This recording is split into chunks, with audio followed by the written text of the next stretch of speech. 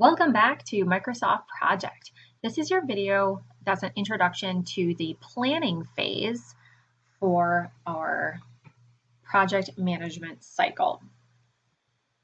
So if you'll recall, every project proceeds through a cycle comprised of 5 phases. And last time we talked about initiating our project, and that's where we determined the scope of the project, our goals, who our stakeholders were, and the end product of that is like a scope statement or like a project summary that you would prepare.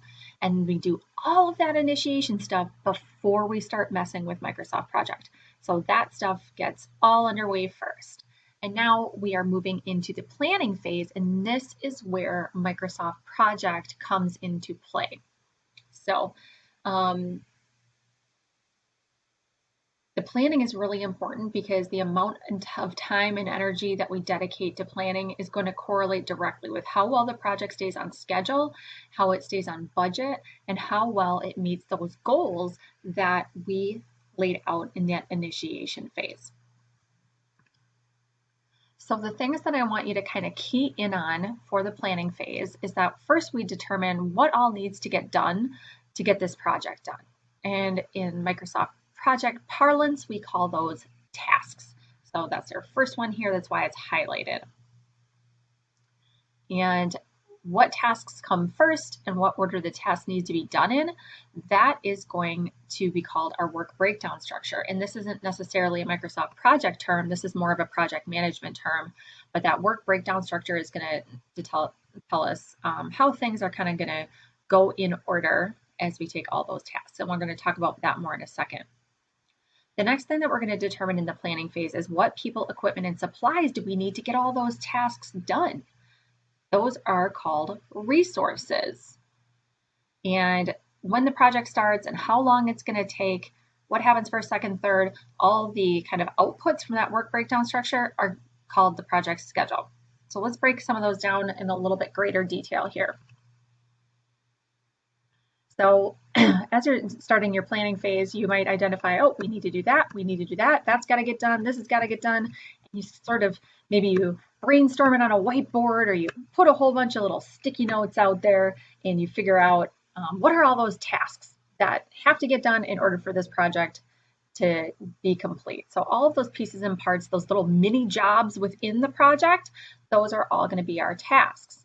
And if you think about any time that you've planned a party or, even a research paper or any kind of biggish job that you have had to do, you have outlined what all those tasks are that need to get done. And what you sort of start to naturally do is we start grouping those tasks into. And so we have a whole bunch of tasks and we start kind of organizing them in our heads. And again, in project management terms, we call this a work breakdown structure, which is just a very fancy way to say that process, grouping tasks into logical phases or chunks. So we kind of start pulling some of our ideas that we have on our whiteboard together or our sticky notes that we have and kind of grouping them into natural groups. And we might identify, okay, this is chunk 1, and that maybe becomes phase 1 of our project, phase 2 of our project, and then phase 3 of our project, right? So it's just kind of natural. When we think of these phases, they might be sequential, meaning chunk 1 has to happen first and be completely done before chunk 2 can start. But sometimes they can occur simultaneously and are more like major pieces or parts of a project. So sometimes we kind of do it by things that are alike rather than things that have to happen in a certain order. So that is what a work breakdown structure is taking all those tasks and putting them into those phases. And in Microsoft Project land, those phases, those bigger chunks of tasks, we call summary tasks. And that's going to be very important to remember.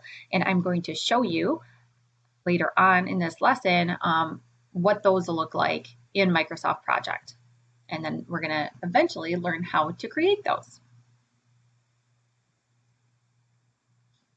Okay, so we went through tasks and work breakdown structure. Now moving on to the people, equipment, and supplies that we need, the resources. Let's talk about that for a second.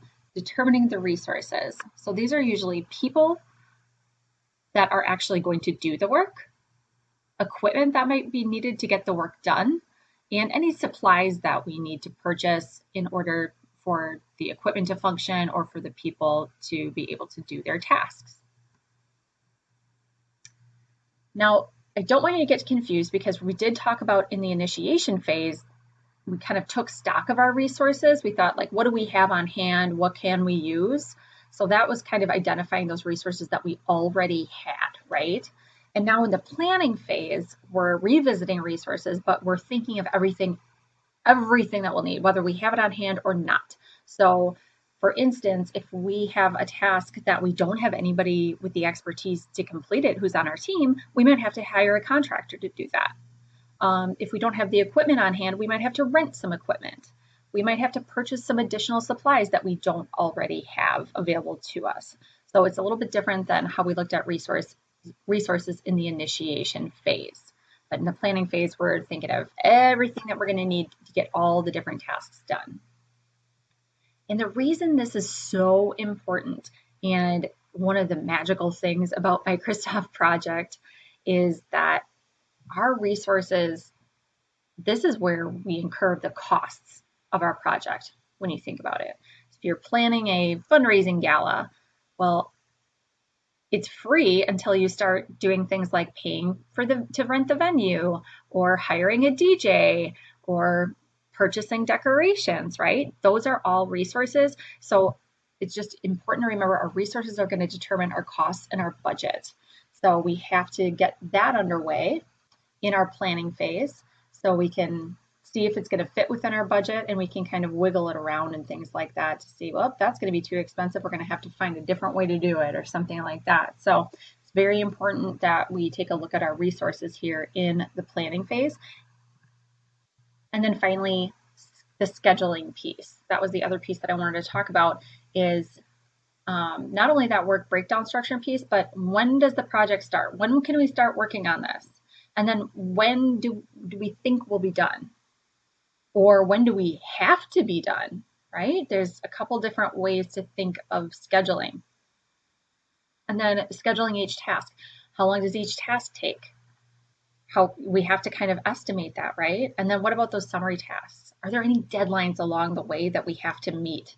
You know, does summary task 1 have to be done by a certain date? You know, who knows? There's a lot of those factors in there as well. So in Microsoft Project, we're going to start with estimating the duration. That's what the keyword is here for the Microsoft Project version of this, and I'll show you what those look like. The duration of each task, which is just an estimated time frame of how long it's going to take to get done. And when we do that, when we plug in all of our tasks, the order that they have to happen, and how long we think they're going to take, again, here's the magic of Microsoft Project. There's this auto scheduling feature, and there's some other tools that are going to help us determine the schedule. So it's actually going to start calculating that schedule for us, which is really, really sweet. So now that you have sort of an overview of that planning phase, we are going to move over to our next video, in which we're going to take a look at how some of these things look in the software.